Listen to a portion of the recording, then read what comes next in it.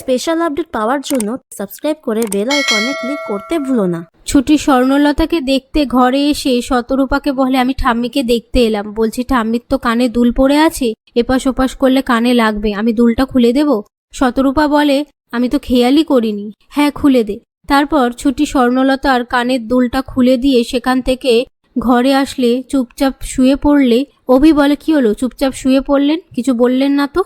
সেই মুহূর্তে ছুটি বলে, আপনাদের খুব রাগ, জানেন তো? আপনারা রাগের মাথায় কাকে কতটা আঘাত করছেন কিছু ভেবে করেন না। আপনি হিরণময় আঙ্কেল দুজনই সমান।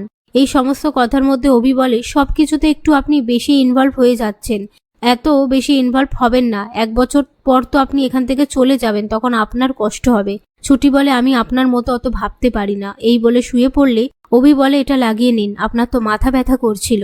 ছুটি বলে, শুধু আমিই জড়িয়ে পড়ছি, আপনি জড়িয়ে পড়ছেন না। তখন অভি ছুটিকে চুপ করতে বলে নিজে ছুটির মাথায় বাম লাগিয়ে দেয়। পরের দিন ছুটি ঘুম চোখ খুলে দেখে অভি ছুটির অনেকটা কাছাকাছি এসে শুয়ে রয়েছে। ওদিকে রুদ্র ও রোমা উকিল দিয়ে নকল আশ্রয় বাড়ির দলিল বানিয়ে আশ্রয় বাড়ি দখল করে নেয়ার প্ল্যান করে। তারপর উকিলকে টাকা দেওয়ার পর উকিল সেখান থেকে চলে যায়। অন্যদিকে স্বর্ণলতার মন খারাপ থাকলে ছুটি অভিকে বলে, আপনি আমার সাথে একটু রোম্যান্স করুন তো, আপনি যেই উলফাল কাজগুলো করেন সেগুলো করুন, ঠাম্মির মনটা বুঝতে পারবো।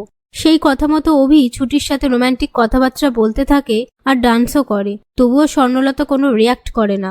এরপর ছুটি স্বর্ণলতার পছন্দের আমখির বানিয়ে আনলে স্বর্ণলতা বলে, আমি খাবো না, পরে খাবো।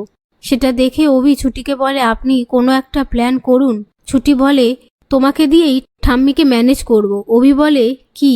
তখন ছুটি বলে, ঠাম্মি তো সারাক্ষণ নিজের নাতির কথাই ভাবেন, সেই নাতিকে দিয়েই ঠাম্মির মন ভালো করাতে হবে।